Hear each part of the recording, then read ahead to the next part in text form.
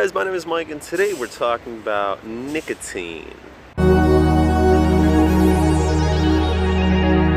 Good morning guys, we are in the heart of Poland. As you can see, bam, we are next to the Arcadia Mall. It is a superb day. It's very nice and chilly, but you know, I woke up early this morning to make sure that I would hit the nice weather today.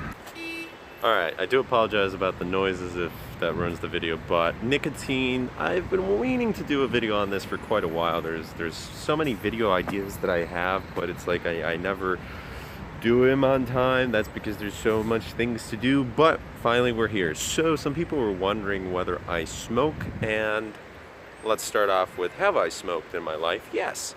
Have I smoked cigarettes, cigars? I tried chewing tobacco. Basically, I've tried everything. I mean, it was just for experimentation purposes. Chewing tobacco, I tried it literally once, and I thought it was disgusting. It tasted bad. It was like, ugh, I didn't get it. Like, I get the high and shit from it, but it's like, it wasn't for me. If you do chewing tobacco, you know, to each his own. And basically, that's the topic of today's video, that to each his own, at least that's my opinion.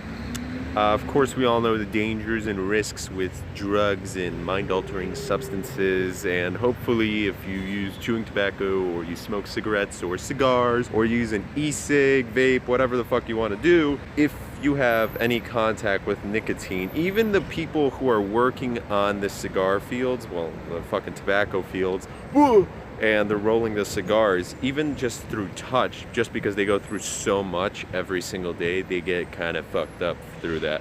But of course it has dangerous health benefits. Long term, short term, you may not really get much other than just bad breath and you smell weird. That's the thing, I don't like the smell. I fucking hate the smell. I mean, I used to be okay with it, but now as I grew older, it's kind of annoying, you know? You just don't want to really get to that point.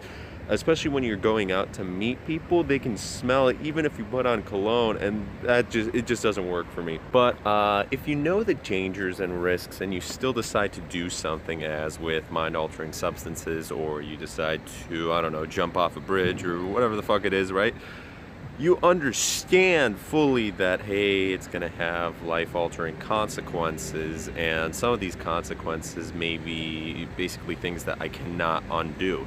And once you understand that and you realize the risks and you still kind of don't give a fuck, like, nobody can change you. So if you know someone who's addicted to nicotine around you, you can try to help, and always try to help people, right, that you don't want to be addicted. But the person that has to change is them, the person that you're trying to help, because sometimes even your help, if you overdo it, you might push them even further. So you push them away, and that's not the right thing. That is not the right direction that you want to be heading. So always trying to help, but not too much. Don't be pushy. Don't be like, oh my god, freak them out, because then they're gonna get into rebellion mode. They're gonna be like, It's kind of like the strict parents of the world. Strict parents don't really work, because I thought I saw a ghost. Strict parents of the world don't work because they limit everything, but the person's gonna grow up one day and they're still gonna do it.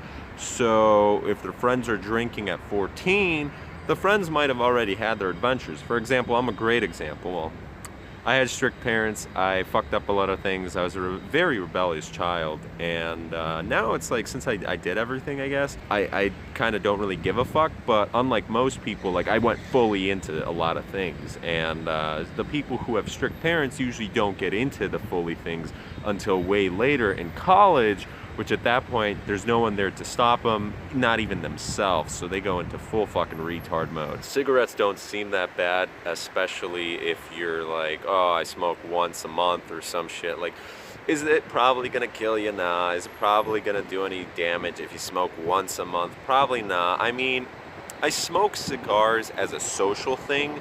I used to smoke cigarettes as a social thing. Moving away from it. I might move away from cigars as well. How many cigars have I smoked in the past year? I don't know, like 3 or some shit. So it's nothing crazy. I know it's not gonna fuck me over, but I'm definitely, if I had to choose, I'm more into cigars. Again, to each his own. If you like cigars or chewing tobacco or cigarettes or vapes or whatever the fuck you want to do, it's your choice. You understand which ones have the most risk. Chewing tobacco, you have a lot of risk for cancers around the mouth and neck and you know, tongue and all that bullshit. For cigarettes, you know, obviously they're the big killer here. And cigars, I think, are a teeny tiny bit less dangerous, but I mean, it's still all the same danger. They're all fucking risky. If you are addicted, though, the best way to do it is the best way to get away from addiction. If you want to, the first thing, of course, is your mentality. If you want to, when you're ready, then taper off and try and seek help. But if you just go cold turkey, 99% of the time it's not going to fucking work. You're going to go right back to it. It's kind of like cravings for anything else out there, masturbation or sex or drugs or whatever the fuck it is, right? Gambling. So you just have to be ready for it. That's really what I think about nicotine. Of course it's not safe. Of course it's worse than even marijuana and some of these substances that are illegal. But the world is how it is right now. It will change in the future. But I mean, less and less people are smoking. Here in Europe, it's much more prevalent and commonplace, which is interesting. One thing people also do is they roll cigarettes sometimes because it takes longer. You're less willing to. You're like, oh, whatever, I don't really care. And they might smoke a little bit less or get the thin cigarettes. But of course, you know, you are the master of your own destiny. We all hold the keys to our own prisons. I just realized that this whole video might have been shaky because I was leaning on my shoulder and that was fucking retarded. But I don't condemn nicotine because I understand that if you use it, I mean, it's not one of those tools that you can utilize for good, I guess. Like I don't see any much positive things. It's kind of like if you drink coffee every single day. Even though coffee's not that bad every single day, then one day you forget it, you're fucked. I recently started cold showers, which works a whole hell of a lot better than fucking caffeine. Although it's very painful. It's fucking hell. But, oh yeah, the cold showers could work for if you want to stop nicotine. If you get a craving, just boom, jump into a cold bath or cold pool. You're good. Or do some push-ups. But yeah, so if you don't really use nicotine that much, ultimately, I don't think it's gonna do too much. But if you're one of those people who use it daily, of course, just like every other substance, gotta be careful. Alright guys, hopefully you enjoyed this video. If you did, please leave a like, comment, and subscribe and share. And we'll see you in the new year. Well, I mean, I'm gonna make other videos, but Happy New Year. Fuck you. I mean, I love you.